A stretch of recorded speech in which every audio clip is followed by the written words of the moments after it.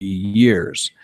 It's very good to see that. We've had flow at the state line gauge we installed just inside of Kansas every year for forever, as far as I can tell from the record.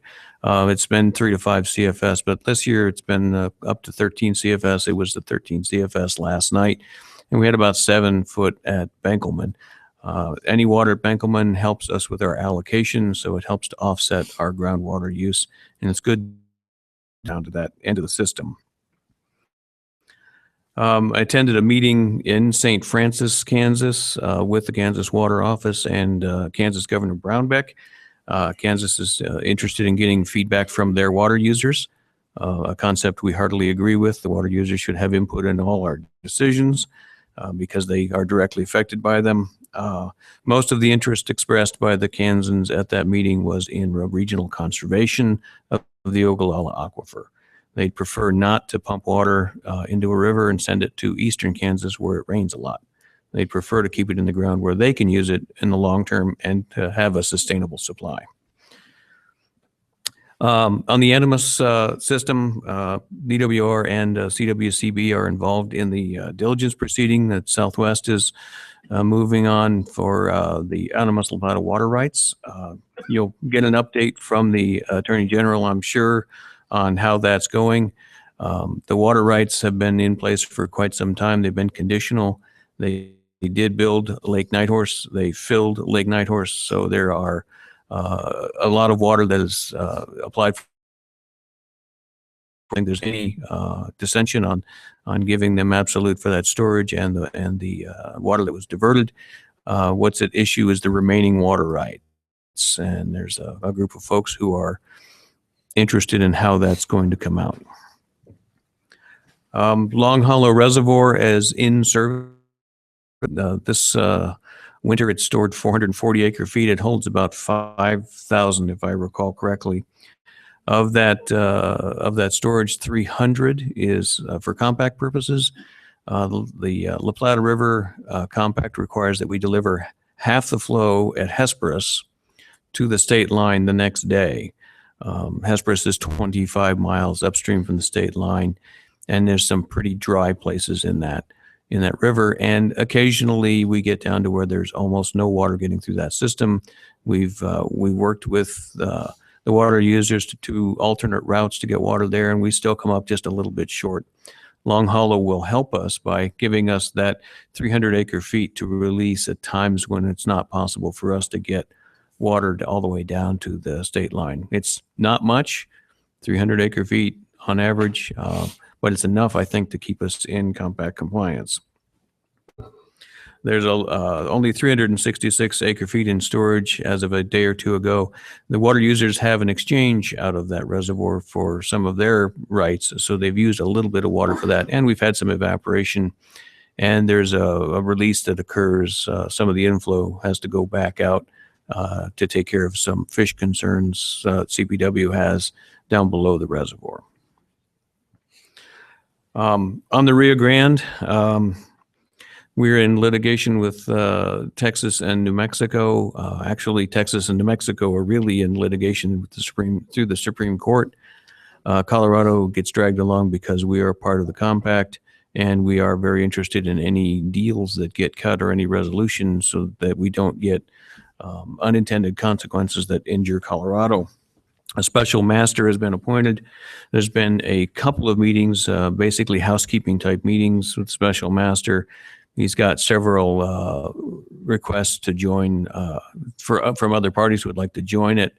The litigation, he's taking those under consideration. And I believe the Attorney General will probably give a little more thorough update during their session. In the Rio Grande, we're almost, I keep saying almost, at the point where we can promulgate our groundwater administrative rules. We've been working on this for quite some time. Dick put together a special advisory committee about 5 years ago with 55 folks who were interested. They're local folks from all, tried to get a broad spectrum of users and interested parties. And we began having meetings to get all the local input on how we're going to make these rules work best for the folks in that area. 23 meetings later, we're done. It took a long time. There were a lot of permutations in that, and we're cutting some new ground. Most of the issues on the new ground were sustainability questions. We're trying to get our arms around how you craft sustainability in an aquifer. I think it's the first time anyone's done it. It's going to put a burden on the water users, and we wanted to make sure we had their input in it. I can come up with a line on a piece of paper that has tremendous impacts on people, and we didn't want to do that. We wanted to make sure that we could do something that the community and the economy could survive with. So we're cleaning up the little nits that came out of the last meeting. Our modelers have come to resolution on how we're going to address reliability of the model at very low numbers, and we're working to finish up our response functions. We've got a meeting of our peer review team scheduled in a couple of weeks here to go through the last couple of iterations of how we've put together response functions. In that basin, we're trying to avoid the debacle of having 400 or 500 augmentation plans. So we've put together, through the efforts of the CWCB, the RGDSS system. We're using that model to model regional impacts from large groups of groundwater use, and dividing that water out into about 7 areas where folks can, within that area, use the information from the model to determine what their depletions are. And those large groups of folks can get together, form a groundwater management plan, and replace those depletions and address the sustainability issue that we have to take care of. As I say, I hope to have those response functions out to these folks pretty quick. There's been quite a bit of discussion with our scientific staff and trying to make sure that those numbers are something that they're comfortable with and can be defended in court.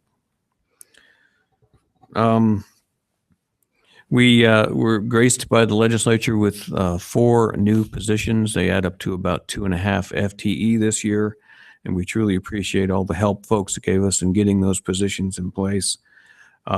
We have 1 full-time position added to our water information team. Computers are becoming the way in which we take care of information, and that information has to feed into the models that the CWCB and other folks use. So we want to make that information consistent. So we're trying to make sure our water diversion information is consistent across the state. In the past, there were many different ways to try and tackle the same animal, how you would code an irrigation diversion versus an augmentation diversion, and how you tracked water around. And most of it's trying to track water so that when we do modeling, we have accuracy in the results. This person will help us to maintain that accuracy across the state. I do have 7 divisions that have 7 different ways of coding water, or we've got that pretty much straightened out, and now we need to make this system run consistently going forward.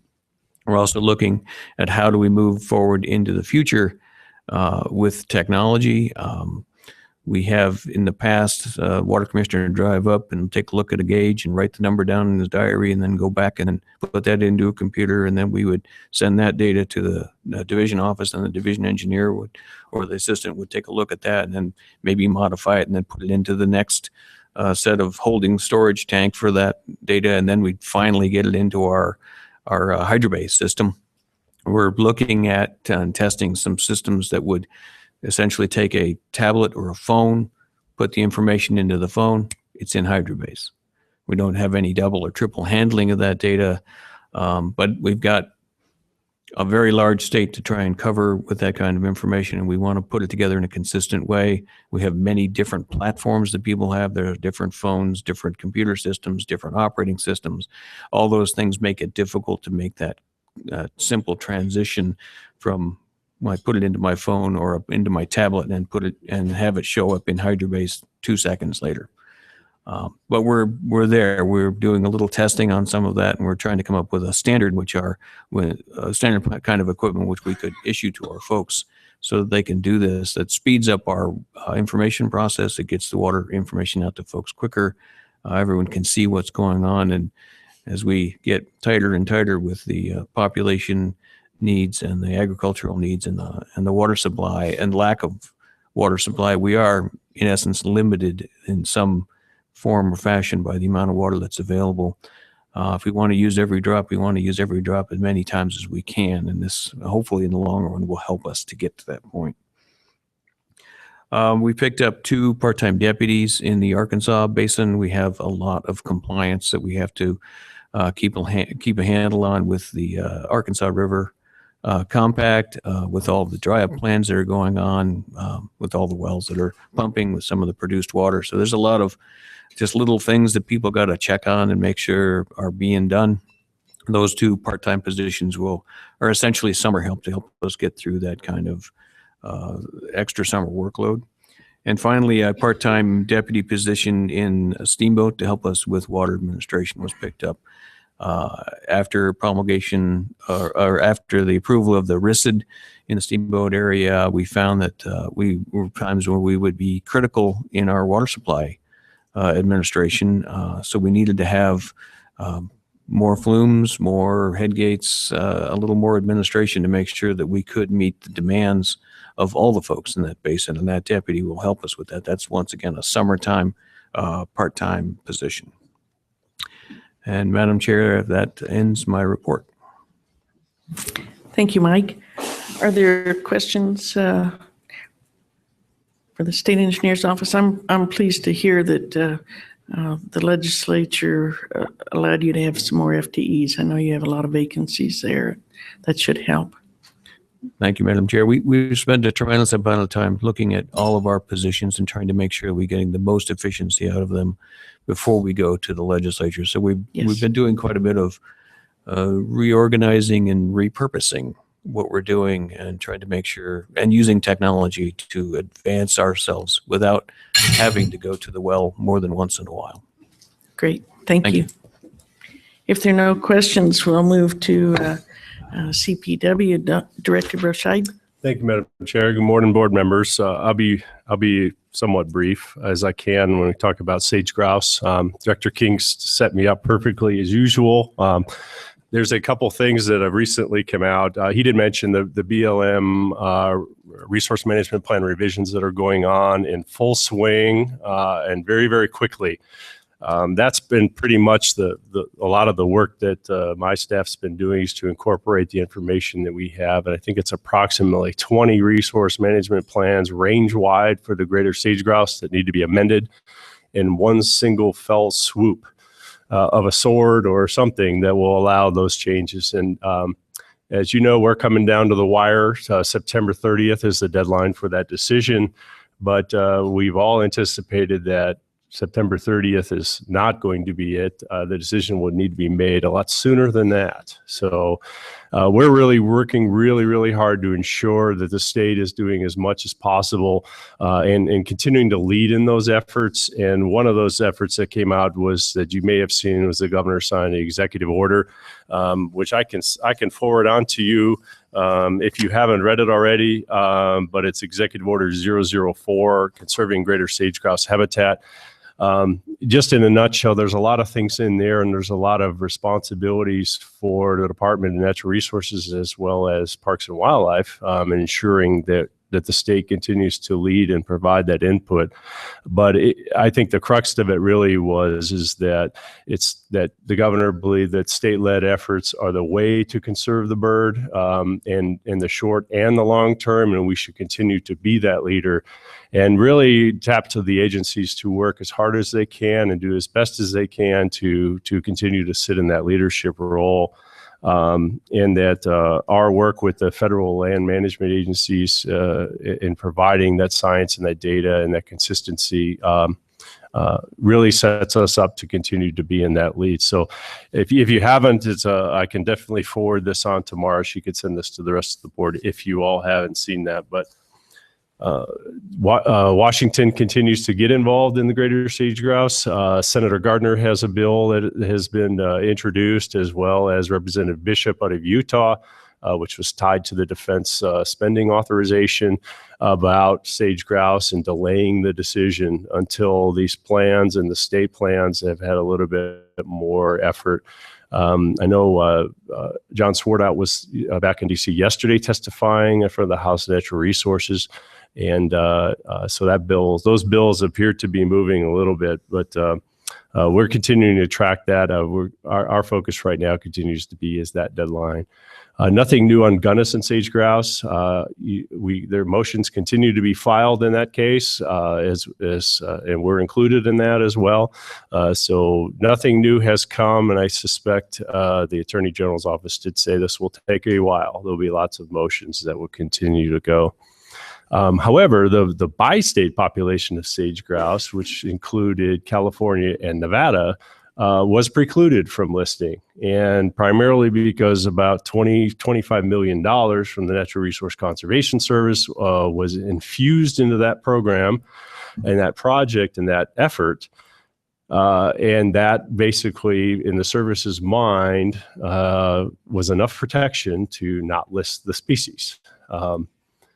This was really confusing to us following the Gunnison decision.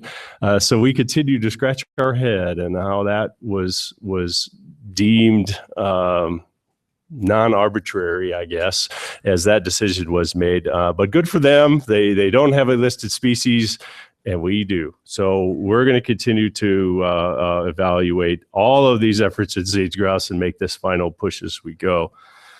We did come out of a very long but very successful legislative session, and really thanks to Director King and Gaspar.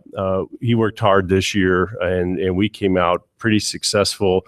Of all four of our bills, very quickly, one was the legislature allowed us to establish an endowment for oil and gas revenues that have been provided in working with industry on state parks and state wildlife areas.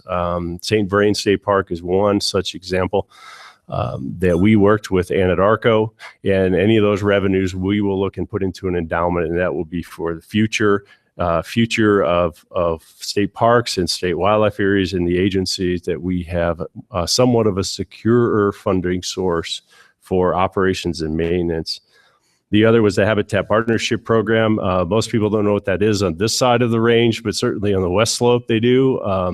That was reauthorized for another, I think, 8 years. That allows us to continue with that very successful and very popular program that we've implemented. The other was the hunter education bill. We're making changes, good changes, I think, to that program to reduce any obstacles or any barriers to getting new people out into the field. One of those is going to be this try before you buy concept that allows a one-time exemption for children, adults of all ages to be able to go out. If they don't have hunter education certification, it allows them to be paired with a mentor who can take them out in the field and they can still go hunting. And we think this is going to be huge. Almost 30 other states do this. Have seen a huge bump in recruitment and retention and getting people out in that field. So we're going to be continuing on with that bill that allows us to create rulemaking. And we will define those a little bit more and hopefully have that in place by 2016. Two others, one was not our bill, but came through, was the bear bill that we call it by short, but it's essentially requiring the agency to look at how black bears are managed in the state, what can we do about it, and put it all together into a report and bring it back to the legislature. We tried tirelessly, but failed to somehow link this to CWCB and their authorities and their mission, but failed. So we'll have to carry this one forward. We tried with the water connection. It just didn't work. We thought that Director Eklund wouldn't even notice all of the bill. If that bill went through, he had so many he was dealing with, we thought we could slip it in, but it didn't. So we'll be producing a report that's due December 31st back to the legislature. So as you all know, particularly those in the agriculture community, black bears can be a real problem. And also for those living in the cities, that we're seeing that increase in bears. So we'll be crafting that report and working with a variety of stakeholders. And as Commissioner Brown mentioned earlier, the Mexican wolves from the south don't know I-40 as a line. They also don't know the Colorado state line from the north. We had a suspected gray wolf that entered entered northern Colorado and was shot near Wolford Reservoir in Kremling by a legal coyote hunter. He was out there. It was just a really big coyote, and immediately turned this in. And you may have seen the reports. The Denver Post has been publishing a lot. We're saying suspected because of all these things. These populations, either to the south or to the north, have a lot of genetic material.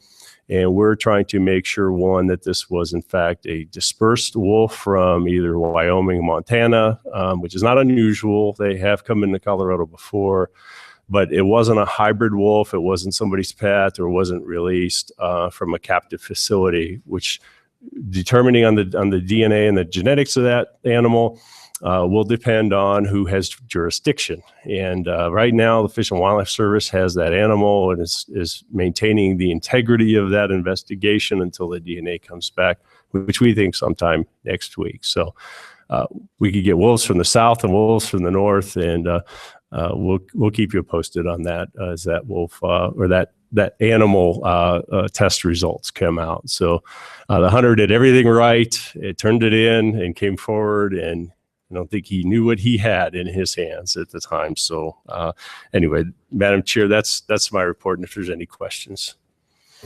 Thank you. Are there questions for Director Burscheid? Director Wattenberg? Thank you, Madam Chair. Actually, this has, I've been sitting here listening to all your director's reports. And if, John, if I could go back to you for just a moment, on the agricultural part, number 9, the regulations. Actually, out of all your reports, there was a portion of regulations that you all touched on. And I was kind of curious how that we would address how there could be a reduction in that. As far as the schematics of who would make some of that determination. If you could maybe expand on that just a little bit, if you would, please. I think it's a age-old question because when I was at the Department of Ag, I asked nearly all the groups. I said, you complain about regulation. I was visiting with the milk processors, and these are the people after it leaves the farm. And they were complaining they were having to pay for 5 different testings for microbials. And I said, okay, let's cut out 2 of them. Which 2 do you want to cut out? And they said, none of them. And so, a lot of times we're our own worst enemy because we ask for the regulation to protect our industry, whether it's milk or whether it's water or whatever it is. And so I think a lot of it's education. And I think if we are going to streamline, and I think we can, a lot of these regulations, because there are some old ones, we need to have probably stakeholder education as to what the thinking was behind it, historical perspective, and then why they have to have it for protection, either their industry or somebody else's well-being. And so I think it comes back to stakeholder suggestions. I think it's real hard for the people at the regulatory level say that, well, we're going to get rid of these. It's right. They're probably the ones that made it. They requested, or they were trying to address an issue at the time. And if that's still pertinent, why then we should probably continue it. If it's not, well, then we should go about how we get rid of that. The governor, when he first in his first administration, I think it's over 1,000 regulations that were eliminated by review internally, people looking at them and then making recommendations that they were, dealing with horses and buggies or whatever, or they didn't make any sense. And so there were a lot of regulations eliminated, but there's still a lot of regulations out there. And I think it's just kind of a easy catchphrase to say we're overregulated. Because in the very sentence, some people say, and by the way, I want you to, regulate this person. But yeah, some of it goes back to be careful what you ask for. You're probably going to get it. But I guess I truly appreciate you taking on this task. I think it's a very important one, and I appreciate the part where you can have some of the stakeholders involved. I think there is definitely some ground that we can gain here, particularly from being an agricultural producer. You know, I can take bad markets and bad weather. I just can't take the regulatory overburden that sometimes comes along, and some of it doesn't always have to do with the state of Colorado. You know, our federal partners tend to put their fair share on us too. So, like I said, I certainly appreciate the effort being to at least address this. Thanks, John. Thank you. Any other comments? If not, the next item on our agenda is from the report from the Water Resources and Power Development Authority. I don't think Mike Brode is here today, but I think there is a written report in our information. So with that, we're going to move on to Rebecca Mitchell and agenda item 7, the Colorado Water Plan update. Becky, we're just a little bit behind, and we're counting on you to catch us up. I always do, don't I? Yeah.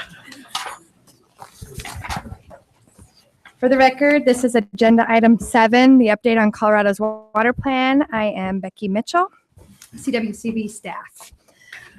Today, we're going to focus our time on the Colorado Water Plan timeline for 2015. You heard from Director Stolp on the Interbasin Compact Committee, so I'm going to try not to be redundant there. And then we'll talk a little bit about Colorado's water plan goals and actions. And then Kate will go ahead and cover some of our outreach efforts. In terms of the timeline, just a quick review. As you know, if you're here today, the final basin implementation plans were submitted in mid-April, and we'll hear from each of the basins in their presentations today. I wanted to, again, for the record, thank all the basins for their hard work. I mentioned at the Metro Roundtable as we have embarked on the water plan task that we've said, oh, we've produced this extremely large and complex document, and then we realized there have been 8 of those also produced across the state. So I wanted to thank them, and those were based on volunteer efforts. And so we at least are on payroll, and a lot of those folks are working on their own time. So I wanted to thank them again for that. Staff is currently incorporating the revised basin implementation plan content into the second draft of the water plan, which will be released at the July board meeting in electronic form. Following the release of that second draft, there will be a 60-day comment period. So all comments will be due by September 17th on that second draft. We'll then begin the finalization of the water plan, and after board approval, submit that final water plan to the governor no later than December 10th. Moving on to the IBCC update, I am not going to reiterate anything that John said or Director Stolp said, but as you heard from Director Stolp, the IBCC has met since our last board meeting. We haven't yet determined the next board meeting or the next IBCC meeting date. Staff, with direction from the board, will continue to incorporate IBCC comments into the water plan. Moving on to the goals and actions discussion. A document regarding the goals and actions currently outlined in the plan is in your Dropbox. We've also, I think, Mara, did you pass this out? There's also a hard copy for your review. These goals and actions were taken from the current plan as it stands now. We expect that these will evolve as the plan evolves. We're working, we have been working and will continue to work with Lauren Riss from the Executive Director's Office, along with Director Eklund and all the members of the involved CWCB staff, to review these actions for the second draft and determine if there are any ways to further advance the goals with the actions. We are reviewing the public comment and the basin implementation plans to determine if there's any additional ideas that can be incorporated. If you have suggestions on how these goals and actions could be included in the second draft of Colorado's water plan, I'm open to taking any of those comments now, but please feel free to send any guidance on that to James, Lauren, and myself. We'd also like you, as you're reviewing this, to keep an eye out for areas where the board would like us to be more cautious or add clarity or maybe make more strategic actions to address these goals. If there's items that we've missed, we'd appreciate any comment there also. If you have any comments or concerns, I can take them at this time on that. But you're also welcome to send them to me. Excuse me, Becky. Director Montgomery. Yeah, curious. So several in the comments for the public comment, several places it talks about all the actions will be put together in one area. Is that what this will be? Is this the same? How does that interact with the idea of putting all the action steps together?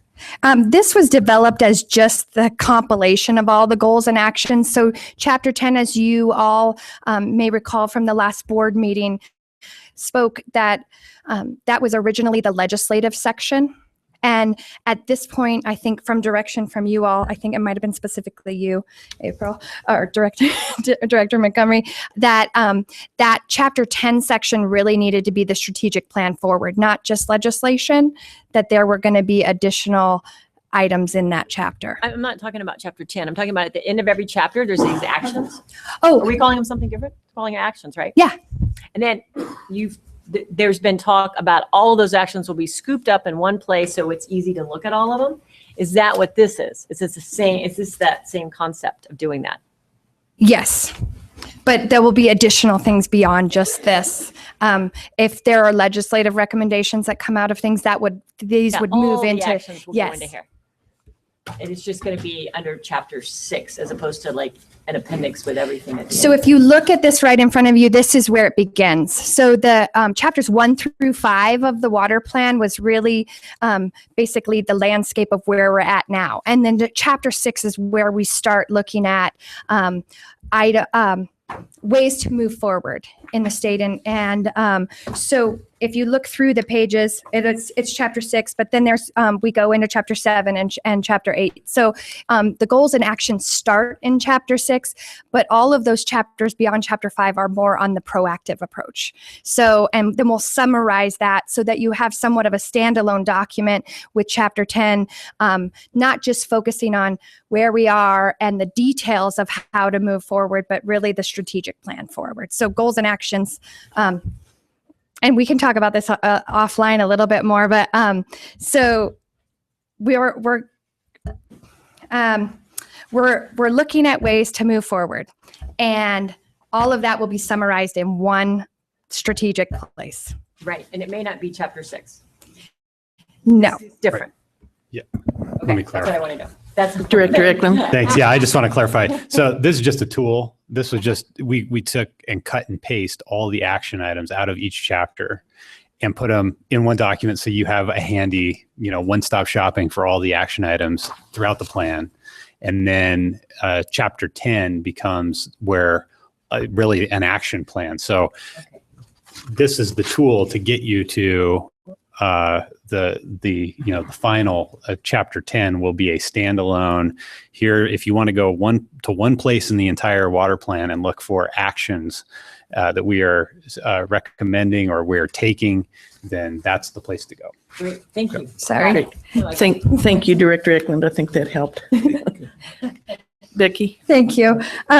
Before, Oh, I'm sorry, Director Hamel. Becky, if we could go back then to the timeline, when will the draft be ready to go out? at the second draft, Yes. at the July board meeting. So the 2 weeks prior to when you get your board packets, you'll be getting a second version, the second draft of the water plan. Okay, so at the July board meeting, we'll get to discuss and for the first time see Chapter 10? There will be some on chapter 10, but there will be even significant work between the draft and the final. There's a lot of work that's happening daily. So yes, you will see chapter 10 in a more complete form, but it won't be the final form. So we'll get more opportunity as a board then to discuss the whole draft plan and particularly how we move forward with Chapter 10 and the strategic part of the plan. Yes. Thank you. Thank you. Are there Director McLeod? Sorry there. Thank you, Madam Chair. Working here. I'm still not quite following this. What you print or put in the Dropbox is just a collection of the current draft of the plan. Yes. Okay. Now, is there ongoing work being done on that today as we speak? Yes. And so at what point do you want our input on that issue? Because I have a lot of concerns about what I'm seeing here from the last draft. Director McLeod, we want your input anytime you have input. You are welcome to give us input. I'll be visiting with you. soon. I look forward to it, All right. and I'm cautiously optimistic. Are there any other questions from the board at this time? If not, Becky, proceed, please. If you, again, to reiterate, if you have any other thoughts or Warner, go ahead and you can either email me or catch me in the hall. So before Kate presents, I think we've done a lot of work on outreach and education, and I wanted to thank staff for that. But I also wanted to preface her presentation with a few items. We've heard from over 24,000 people on Colorado's water plan to date. Those comments have generated real changes in the plan. We've adapted sections in the plan on conservation, the environment, ag viability, and the land use and water section, all based on comments we received and based on meetings with organizations around the state. Based on board and public input, we're also developing the action plan for Chapter 10 and fully reworking the funding chapter. A staff team has gone through and coded all of the comments received by the state to date, and Kate's going to go over that in a little bit more detail. We've covered a lot of ground. And I want to say thanks to the staff. This coding and outreach effort has been a big lift, and I think we've learned a lot, and we continue to strive to be better. And I think we are on the path for that. And so I'm going to have Kate come up. There she is. Thank you. Kate, would you introduce yourself for the record, please? Yes, Kate McIntyre, CWCB staff for the record. So Mara is bringing a presentation up for me, but first I want to go through all of the input received in this last period. So as you know, all of the input between March 5th and May 1st was included in your board packet. A summary spreadsheet was also included with all of our staff responses. All of these items, for those of you here today, are also available online. Go to the water plan website and then record of responses received to date. So this comment period was record setting, which we like to see. We're hearing a lot from the public.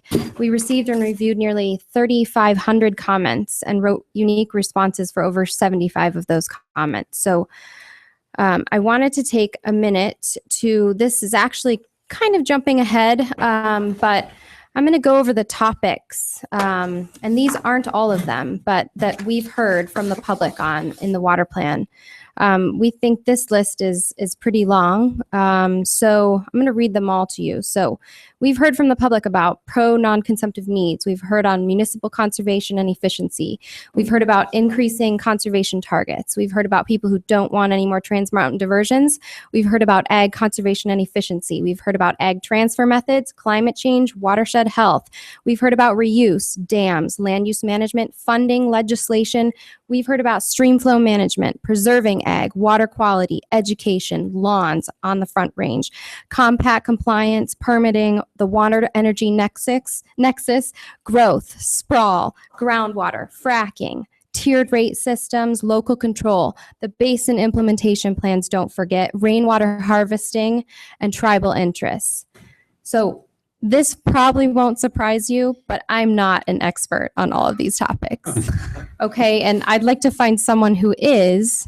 Someone who's pretty darn close is Jacob Bornstein. He's in the back of the room, and I just need to take a minute to tell you he had a huge hand in all of the responses that we put together and that are in the board packet. Not just this board packet, but all of them leading up to today. Mara is also not an expert, but we're getting her there pretty quickly. So we're working her to the bone right now.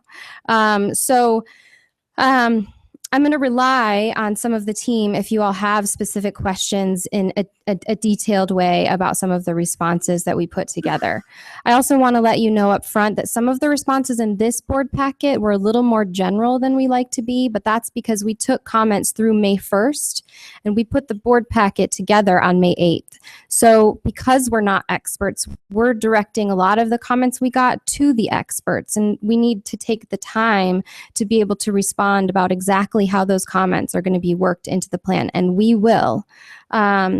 So we have a huge process going on internally, which I'm not going to bore you with, but I do want you to know about it because I think it's important you know that these comments aren't just getting read once. They're probably getting read 5 to 10 times before we really think about how we're going to change and adapt the plan. So we've heard from organizations, we've heard from individuals, and we've heard a lot of substantive comments. So we thank you for giving us input. So regarding the input we received, I'm not going to go into real detail unless you have questions. They're all in your packet. And if there are no questions, then I'll move on to a really detailed analysis of the input that we've received over the last 2 years. So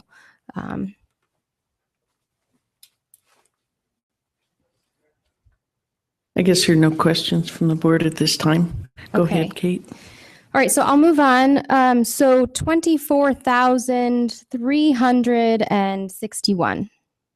That's the number of voices that we've heard to date on Colorado's water plan. And we think that's pretty impressive. Let me explain. That's not the number of people we've reached. Sorry, I'm jumping ahead to Texas. That's not the number of people we've reached. That's the number of people who actually sat down and put pen to paper and told us what they feel needs to change or what they like about the plan. And we've got time to incorporate all of those. So that's great. So I'm now going to go to Texas, and we all know you shouldn't mess with Texas. And I didn't, but I did speak to the director of water planning there. His name is Matt Nelson. He's a really nice guy, but he's very busy. So they've gone through 4 iterations of their water plan, which is updated every 5 years, and they have a very mature system of tracking public input. Their plan is driven by the work of numerous regions, which are up on the screen, and much of their public input process is done at that level. They do accept comments at the state level, and they have a very rigid process for doing so. However, once planning reaches the state level, so many of the issues have already been resolved at that regional planning level, much like we have the basins in our state. So they don't actually receive that many general public comments at the state level. So California, and we all know what's going on in California, they have a water plan, and they've gone through multiple iterations of their plan. I wasn't able to talk to anyone. They're pretty busy right now, but based on comments on their website, it looks like they got about 150 comments on their last iteration in 2013, and they heard from about 300 people in 2009, and another 150 people in 2005, which brings us to about 600 people total.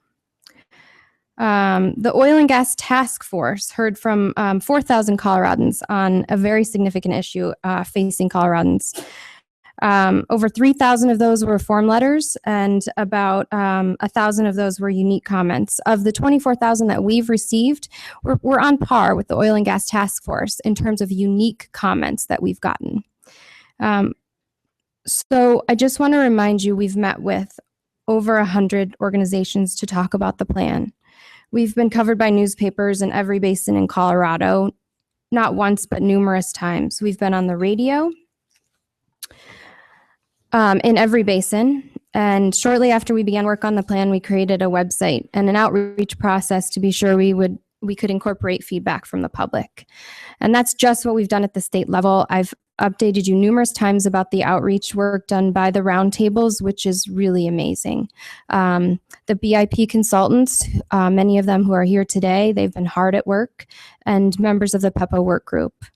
Their work is the real meat and potatoes. They've had over 1,000 public meetings over the past 9 years, and their work is the driving force of the plan, as you all know. Last summer, the Interim Water Committee held hearings for the public in every basin across the state, and they're planning to do it again this summer.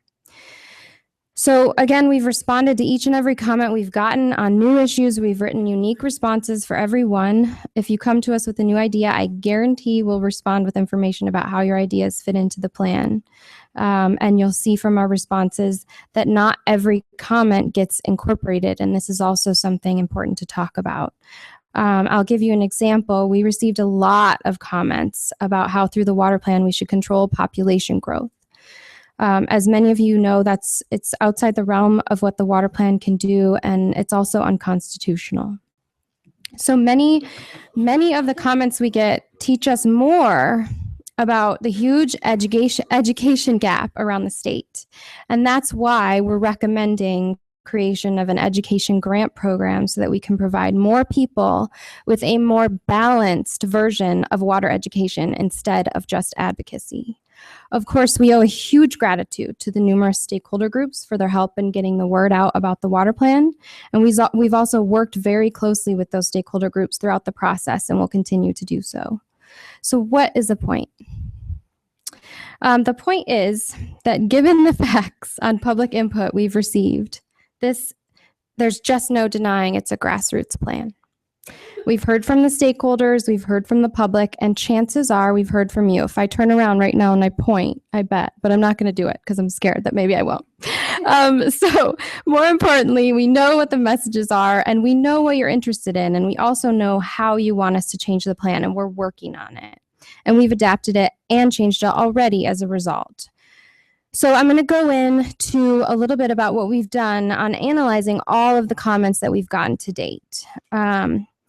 We quantified the 24,361 voices so that we'd know what topics people cared about most and which aspects of the plan they wanted to weigh in on.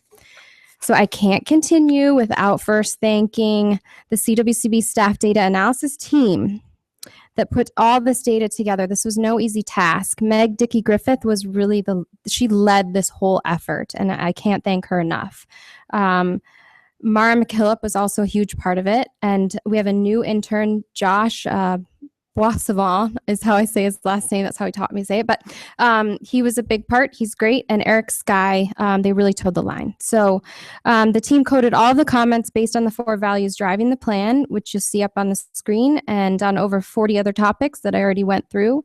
We analyzed the whole set and broke down the numbers with and without the form letters so we could get a real sense of the type of comments we received.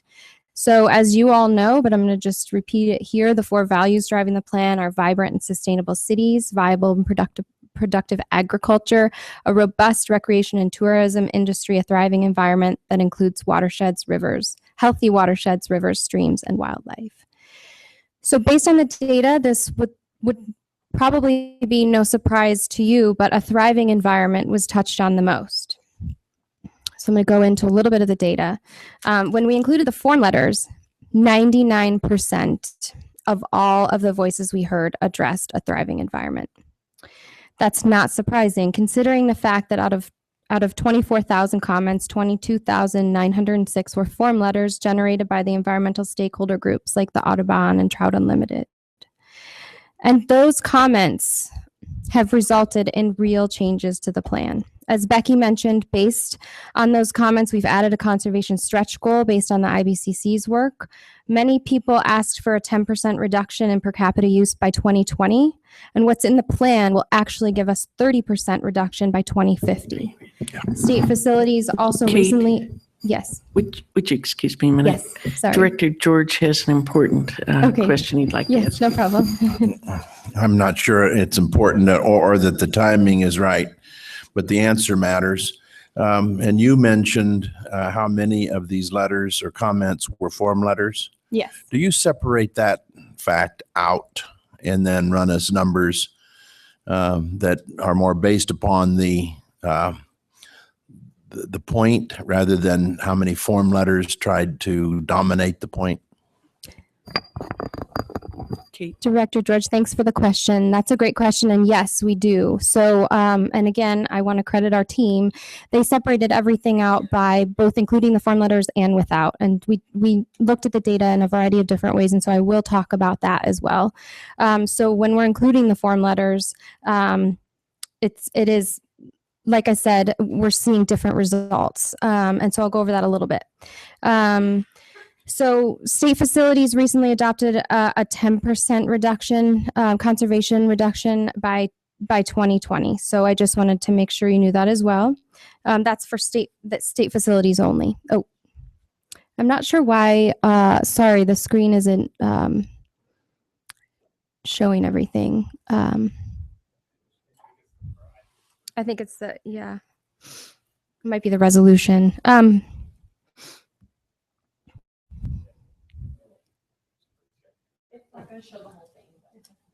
Yeah, I think based on my what I'm going to go over, if you have specific questions on the numbers, I can take those as well if you're not seeing everything.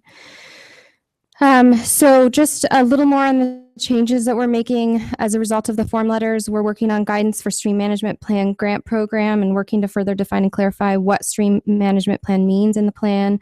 And we're updating the land use and water section based on forthcoming recommendations from the Keystone Policy Center. So they're having a huge impact. So vibrant and sustainable cities, which you can see up on the screen, was the next most commented on issue. That was 87%. And again, this is still including the form letters. So we know that topics like front range lawns are important to people. So just over 3/4 of people we heard from discussed a robust recreation and tourism industry, and more than 2/3 mentioned viable and productive agriculture. And I think just to answer your question, Director George, it might be best served by when I go into the topics that most interested folks, and I'll go over that, including the form and without the form. The values themselves didn't change that much between the form and the non-form. Thriving environment was still the most commented on issue. However, when we went through and coded for the values, we didn't have the coders choose one. So they weren't forced to choose one over the other. So we actually see a fair representation of people commenting on many of the same values, even in one specific comment. So often when they're writing to us on healthy watersheds, they're writing to us on the importance of ag, or even a completely different topic in one comment. Director George. I want to be sure I understand what you just said. If in one comment they talk about 4 values, do you count that comment 4 times in 4 places, or do you count 1? I don't count the comment itself. It doesn't increase the number of voices that we've heard. So the number of voices that we've heard, the 24,000 number, is the actual number of comments we received. However, when we broke up the coding, in order to determine how people commented on the values, we allowed them to choose. So our numbers for number of comments we received on a thriving environment could be 20,000, and the number of comments we received on sustainable cities could also be 19,000. But we didn't add up those totals to get the number of voices that we heard. So those are two different. Okay. So let me be, I'm still not there. So in my example, one comment, 4 values. Do you then register the comment in 4 places? No. So how do you register the comment? What value do you pick? In terms of defining the number of voices we heard, Director George, No, just one example. How would you count this one comment that had 4 values? Where would you place that? we still only count it as one comment. Okay. But what did you do with the 4 values? Well, Director George, that we could add up all of the number of times that people commented on a thriving environment and the number of times people commented on vibrant and sustainable cities. And that would give us a very large number that wouldn't necessarily be representative of the number of people we heard from. But yes, we could calculate those. No, I'm not for asking this you to do purpose. something different. I'm just asking to understand how to read these numbers. Director Eklund. Let me take a stab at this. So, Director George, I think your question is, what are you tagging a comment for in terms of topics? And what Kate, I think, is saying is she has tagged it. If it touched on all 4 values, then it's tagged for all 4 values. it's still one comment, but it's tagged for all four in terms of content and the issue that it addresses. Does that help? That is what I was asking. Okay. Okay, thanks for the clarification, Director Eklund. Sorry I wasn't able to answer. Okay, so as I was noting, just over 3/4 of people did comment on a robust recreation and tourism industry. They may have also commented on the environment. And more than 2/3 mentioned viable and productive agriculture. So I'm going to move now to the 40 topics that we coded for. And just for fun, I put it into a word cloud. I already went through them, so you can just zone out while I'm going through this if you'd like. But when we included the form letters, when we were totaling up the comments and coding them, we wanted to determine what topics were the most important and what were commented on most frequently. And so this goes into that. And so this is kind of a subset of the values that we coded for. And they don't necessarily, so not every one of the topics we coded for fits within a specific value. So there's not an interrelationship that way. However, when we considered both the form letters and the unique comments, it's no surprise again that non-consumptive needs and support for non-consumptive use needs was the most frequently commented on topic that we coded for.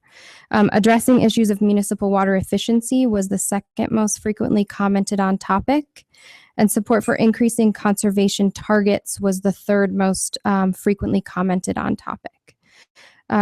So when we move now to including only the unique comments, so there were about 1,000, and you can see from the graph up there,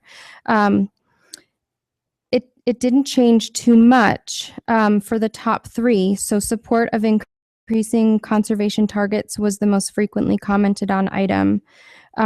Opposition to Trans Mountain diversions was the second most frequently commented on item. And support for non-consumptive use needs was the third. So those top three are largely the same. However,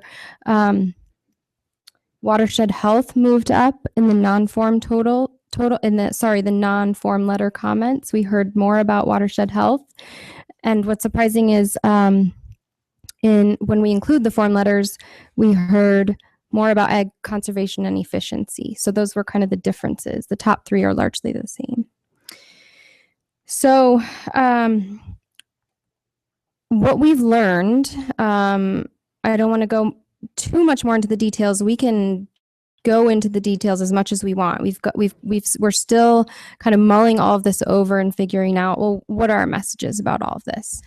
So I'll start by telling you that we've learned that no matter how much we do on engagement, there's always room for improvement, right? So we need to be sure that when we're educating about water topics, that we're giving people the whole picture and explaining that our future depends on a balance of usage and need. We also know that we need to engage the communities we heard from less, like the ag community. The data definitely shows that the environment is an important part of Colorado's water plan and that a lot of Coloradans care about that aspect of the plan. However, we also know that sometimes the data doesn't tell the whole story. For example, just because we didn't hear as much from the ag community doesn't mean that it's not an equally important value that needs to be reflected that way in the plan. In 2013, when we conducted a statewide survey of water awareness, we learned that the amount of water available for Colorado's farms and ranches was the second most important water-related issue to the public. The first was the quality of water in our homes. From that same survey, we also learned that when asked what should be done to address our state's most important water concerns, the public answered, develop more new projects and build new dams nearly as often as they answered prioritize environmental needs. However, it's important that I point out those were number 2 and number 3. Still, like we've seen in the comments we received, the most important way to address our state's most important water concerns identified in that survey was conservation. One of the reasons the comments show a lot of interest in environmental issues is that there were a large number of environmental advocacy groups stimulating individual comments on those topics. So the agricultural groups used different methods that resulted in their comments representing a smaller number in the data. For example, CAWA, the Colorado Ag Water Alliance, they submitted 1 or 2 comment letters, which were very, very substantive in nature. When you look at that 1 or 2 letters, you have to understand that those 2 comments represent all of their constituencies across the entire state, the ag community. And so while they don't necessarily show in the numbers, it's important to understand that. So in the end, the coding process didn't necessarily reveal a lot that we didn't already know. But it's important to understand that we read every comment, and the environmental groups participated in this process in a big way. We didn't value one comment over another or one topic over another or favor the mass opinion in terms of quantity over quality. Moving forward, we will continue to accept the public comments through September 17th. All of the comments we receive will be considered in the final draft. And if you have any questions, you're welcome to email cowaterplan@state.co.us. I do have some public input presentations, but I'll offer the board an opportunity to ask questions on the analysis before I do that. Thank you. Director George has the floor first, and then Director Smith. Thank you, Kate. You've managed an impossible subject with a lot of clarity, and I thank you for that. Towards the end, you started telling us how you're adding appropriate judgment to the data, so that you don't read too little or you don't miss the value, and so you're doing some adjusting based upon principles that aren't necessarily in the data. And I think that's appropriate. Every one of those adjustments that you articulated, I thought was absolutely correct for us and everyone else to be able to look at the value look at the data and truly understand what's going on out here. So I'm asking then what your footnoting process is going to be, because we have to know what you've just articulated is going on to interpret the data. So, and footnotes is the common way to do it. Talk to me a little bit about how you're going to instruct us all to know how to read the data. Well, I will say that one of Director Eklund's favorite things is footnotes. So we talk a lot about how we're going to really make sure that the plan itself reflects all of the work. And I might throw it to Director Eklund. A lot of the documentation of this outreach process happens in section 9.5 in the education and outreach section. However, we, through this grassroots process, think it's really important that all of the chapters do reflect the ways in which they've changed and, who's responsible for those changes. And so I understand your question, and I might just have Director Eklund comment a little bit on kind of the final draft and how that's all going to be reflected. Director Eklund. Thank you, Madam Chair. Director George, I think that's a all-important question. As you're reviewing these comments, what lens do you look at them through, and how do you filter them? For each of you, that may be different. But in general, I think our recommendation, and having sifted through the data and the detail that Kate just described, it would be helpful if you bring your lens of water issues to the comments as you read them, and really focus on the concepts that resonate with you. In some ways, it's like mining. We're mining for nuggets of really good ideas that people have, whether it's from a fifth grader in Montrose or from a form letter that 3,000 people send in. If there's a kernel or a nugget of a good idea on how we move forward on any of these issues, we're hoping that no matter what lens you bring to this read, you're pulling those out and saying, this is a nugget that resonates with me, and this needs to be in here. So if you can read with that filter, I think we'll do I know we'll do our best to collect those and make sure that they're reflective of the board's vision for these comments. Does that help? Director George. Well, you're really talking about two values that occur in processing this kind of data. Most of what Kate's been talking about is counting comments. And then the second part is, well, what's in the comments? What are the values? You've just added sort of a third piece is, were there some new nugget ideas? Did somebody really teach us something in their comment that we hadn't seen or thought about in the past, or seen it in a context that's different? Those are really different ways of looking at things. And of course, the nuggets are there. And when you find them, they should come right up. Of course, that's an easy task because there's nothing new under the sun. We know that. So what really happens then are the other two parts we're talking about. And the values are great. I'm really wanting to know how people are talking about that. But in the end, what matters with this kind of a data set is that it really matters when you park it in the plan and you go over to column left and say most of the people who participated put this as their number one priority, and someone takes that and acts on it. These two slides you've shown me right here have something very different in the left-hand column, all based upon the activism on the point out in the community. So do you evaluate the activism, or do you count the people? And why? And who are they?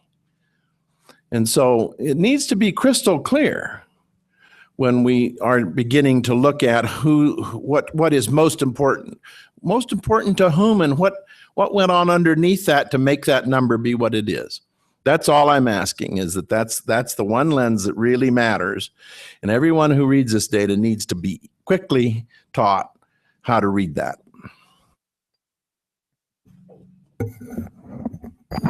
Thank you, Director George. Director Smith? Thank you, Madam Chairman. Kate, thanks for trying to give a clear perspective on this. You said a couple of terms that the balanced view versus advocacy, and quantity does not outweigh the quality. So I want to give just a brief ag perspective. I don't sign form letters. Okay, so I'm looking at some responses, 583 form letters from advocacy groups. And I appreciate you being able to try to capture that.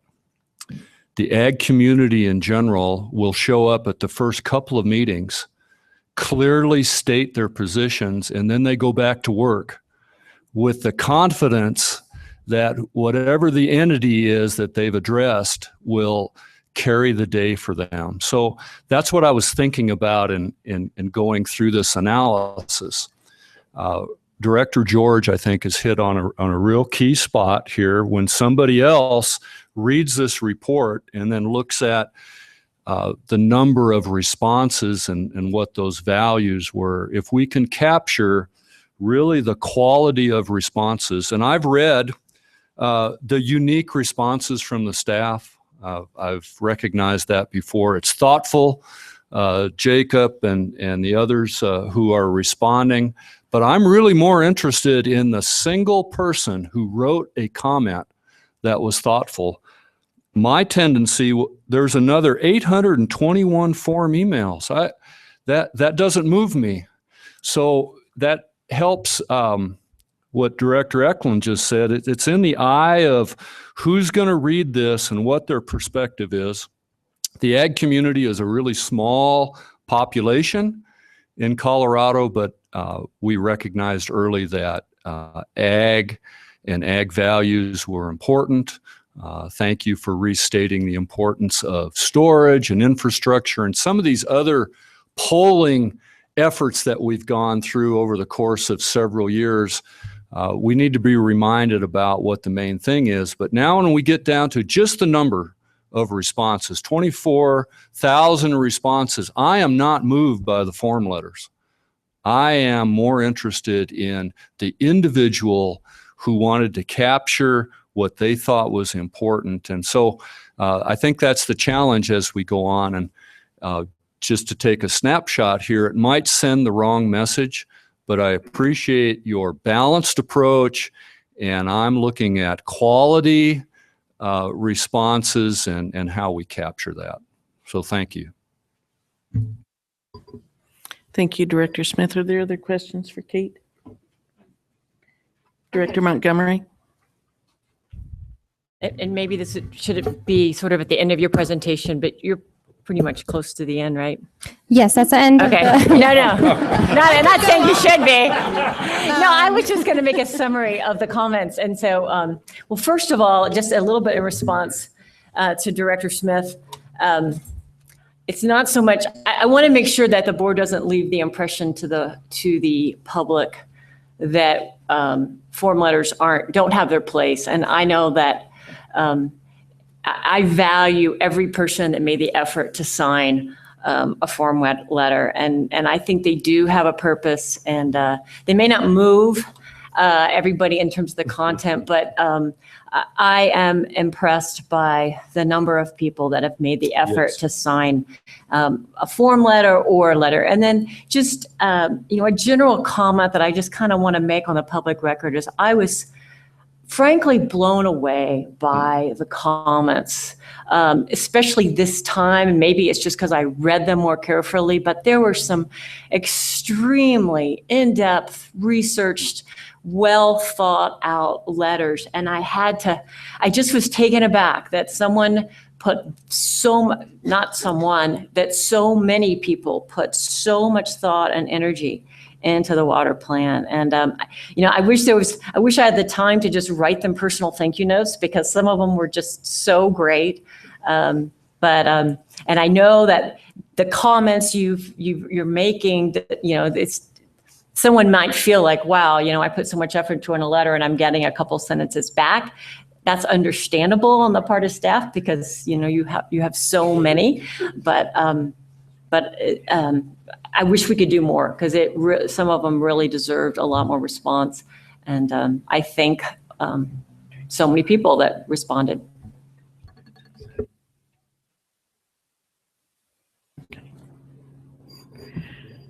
Thank you, Director Montgomery. Kate, do you have anything else, or do you want to continue? No, I do have some public input presentations. So if you'd like, I can continue with that. Yes, this would be the appropriate time to do that. And I would ask if we could kind of say those comments as briefly as possible, and we'll try and get back on schedule soon. Thanks. Yes, we have a process for receiving these public input presentations. So we have 2 organizations that did sign up ahead of the meeting, and so we promised them 5 minutes to present and 5 minutes for board comments. We do have 1 individual, as far as I know, that has signed up to comment. He will have 3 minutes. So I'll just run through. We have Bart Miller with Western Resource Advocates. And then we also have a representative from the Audubon. I was informed it would be Abby Burke. I'm not sure if she's here. Okay, that's great. So she'll be presenting. And I did hear that Northwest Colorado Council of Governments canceled. Looks like that's confirmed. And then Tom Easley from the Rocky Mountain Climate Organization will present after both of those a couple minutes longer for the first two presentations. Sorry. We encourage all who speak today to continue to engage directly with their basin roundtables as they move forward with implementation of their basin implementation plans. Any final questions before we begin? Okay, I'll call Bart Miller up to the podium.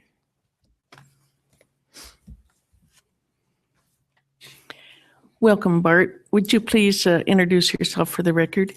Certainly. Thank you, Madam Director Hoppy. Bart Miller with Western Resource Advocates. I've taken pains not to come in front of you as often as I did last year. This is the first time I've been in front of you since September, and I appreciate the opportunity.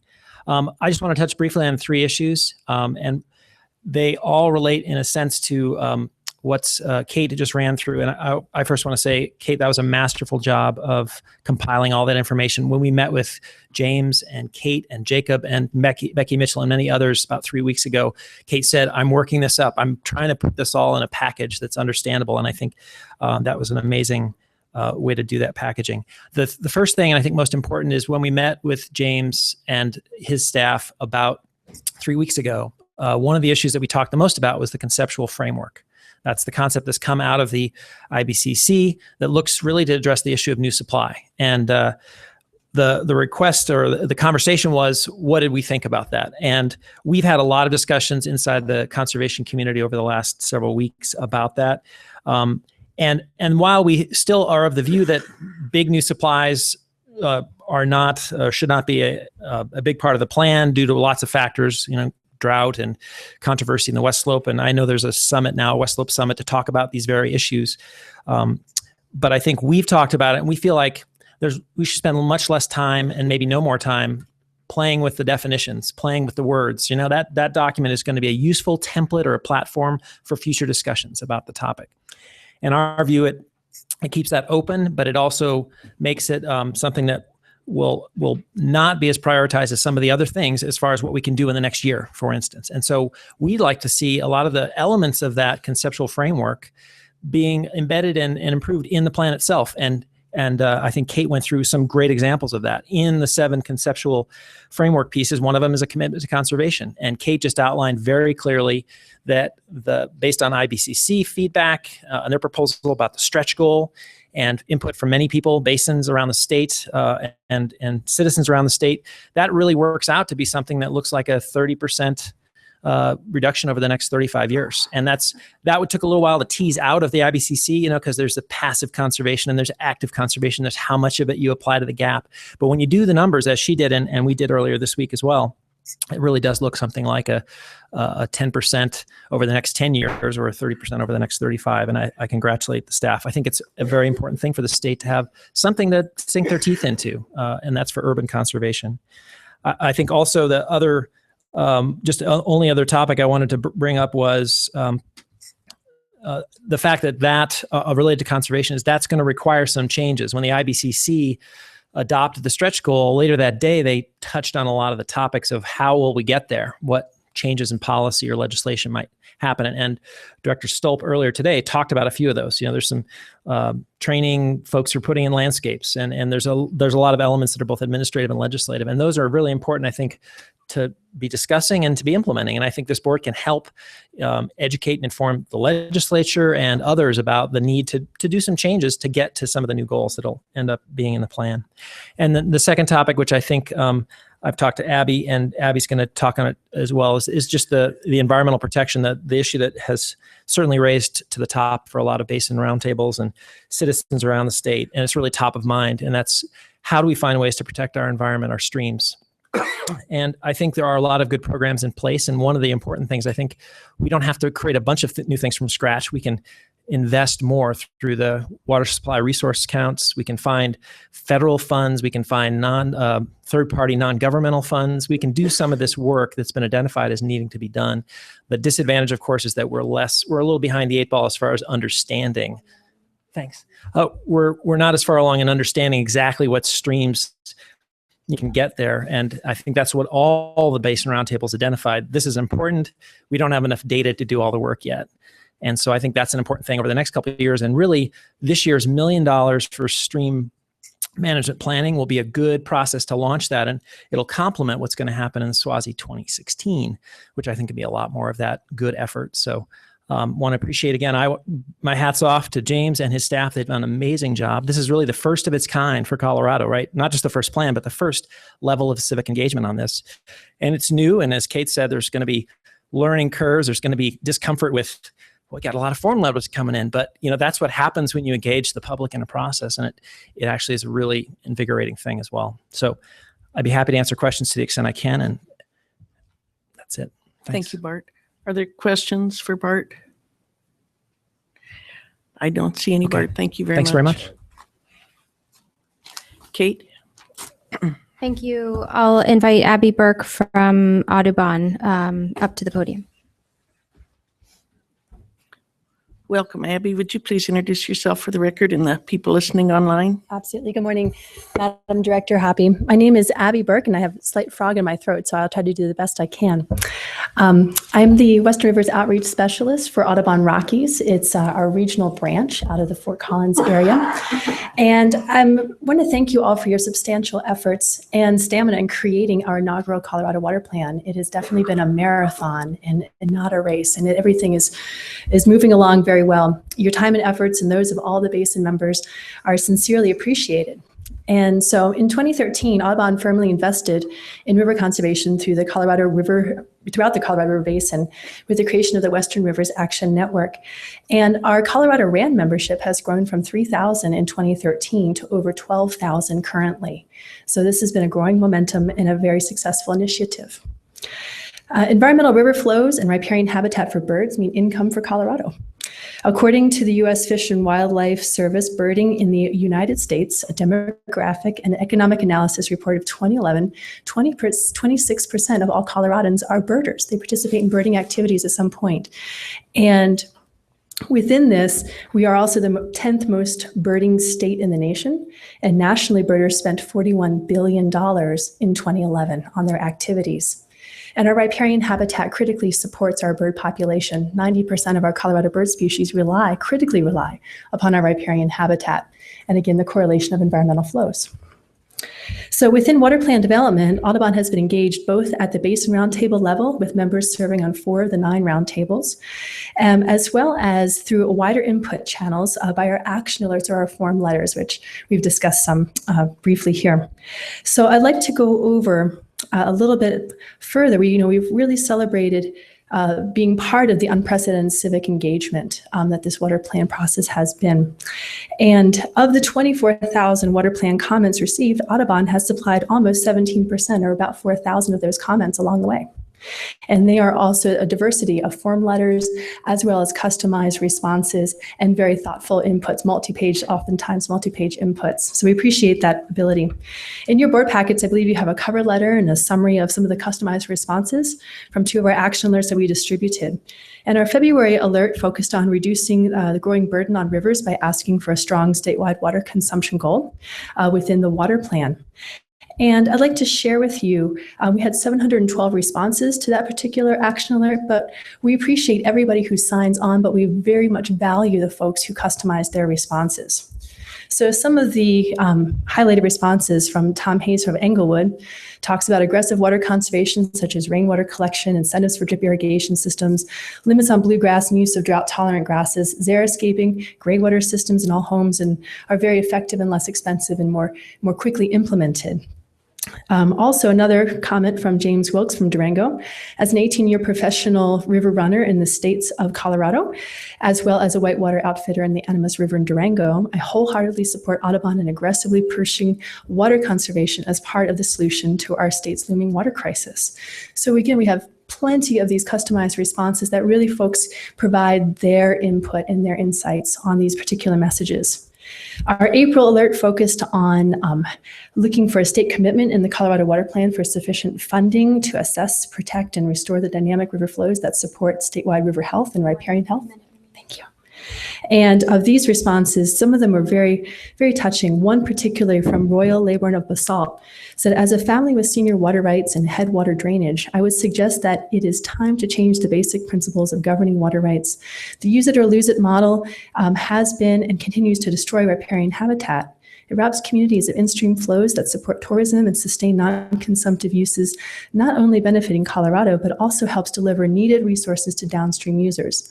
The only way rivers and streams in our fair state can serve all is to allow existing water right owners to leave water in the river and not lose the right. So a lot of these thoughtful comments. So far in 2015, Audubon has generated 1,523 comments.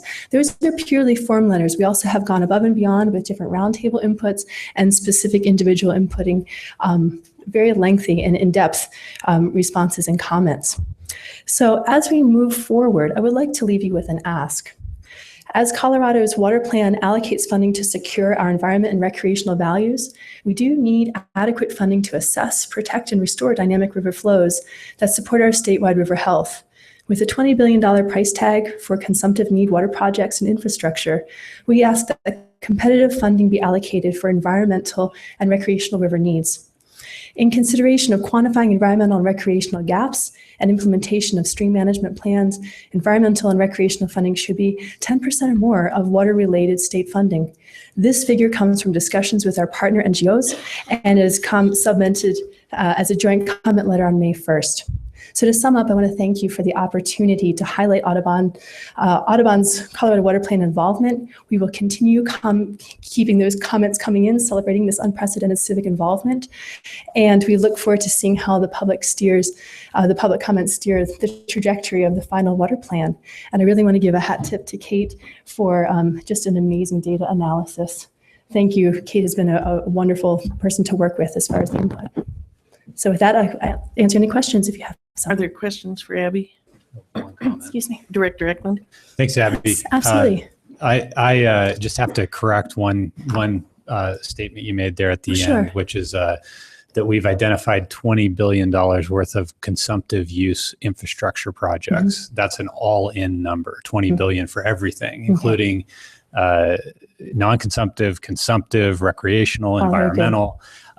As you know, just because a project might be a consumptive use, have a consumptive use component in terms of storage, there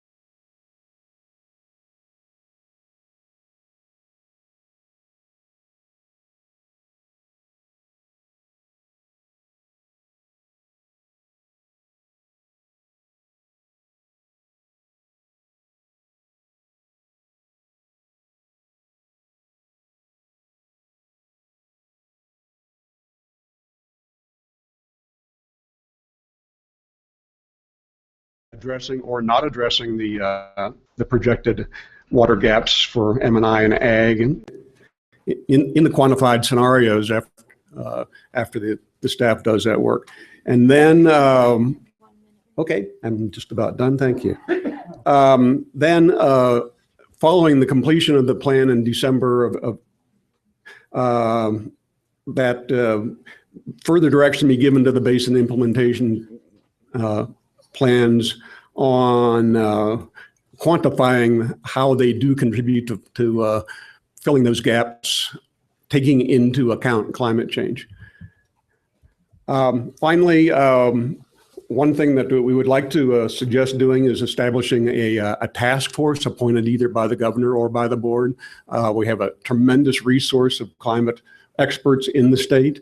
I've had the privilege of serving on the technical advisory group for the Water Conservation Board, and there has been great input from some of those people in that, but it has been clearly of a technical nature, and there's a lot involved in climate with water policy that ought to be considered going forward, so we would recommend that such a task force be appointed.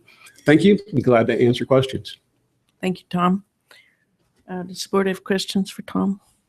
If not, thanks for being here, Tom. Thank you. Kate, you have the final word. Thank you, Madam Chair. I just wanted to mention that there will be another opportunity for public input at the July board meeting. You can go to our website to find more information on how to sign up in advance. And without any further questions, this concludes staff presentation on agenda item 7. Thank you. Director King. Thank you, Madam Chair. And I know we're over, so I'll be brief, but it would be delinquent on my part if I didn't recognize what staff has done here. This is truly astounding. I have been involved, going back to roadless federal NEPA processes, which I've become a little bit cynical about over the years because public comment becomes a game of who can submit the most form letters. They go into a black hole, never to be really thought of or seen again. What this staff has done through the form of the CWCB public meetings, the IBCC meetings, the legislative meetings that we help coordinate, the letters and comments that came in, and the responses, and the fact that we're tying those comments to the plan itself and providing this board the ability to evaluate and weigh those. You know, there's always this question that comes up: how do you weigh this information? Well, I can tell you there's no mathematical equation. And the beauty of a citizen appointed board is each of you are going to weigh these comments differently. And that's the way it should be. It's not a game of quantitative analysis. We're doing this in large part to protect our ag community. Farmers and ranchers make up 2% of the population of the state. If that were the primary driver and we were going to make it quantitative, we wouldn't be going down this path. So, form letters have their place. They provide a broader sentiment of a segment of the population, just as any comment will do. So I think what staff has done is compiled these, teed these up, and provided them to this board in a manner that each of you can weigh them individually and as you deem appropriate. And that's the way this should be. And it is a Herculean task. And I think what the staff has done is created a model for public involvement processes at the state level, and maybe even something we can get the feds to incorporate going forward. This has been phenomenal. Thank you. Thank you, Director King. Yes, thank you, Director King. I think you echoed the sentiments of many of us on the board, and we do want to thank the staff for all your work. This has really been a tremendous task for you to put this all together for us and to analyze it. Thanks. On behalf of the staff, thank you very much.